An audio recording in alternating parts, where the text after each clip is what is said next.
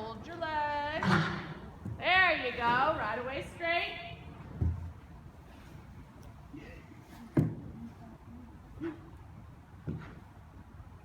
That's it. Good. Now what? So keep cantering through the corner, and then as you're coming straight to the cross rail, you're going to break to the trot. Look at your cross rail. That's it. Now trot. Look for your vertical. Good. Excellent. And back to the middle diagonal. Sit leg. Good. Step left.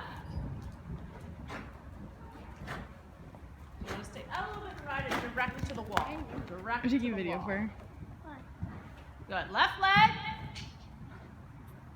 Good, Jill.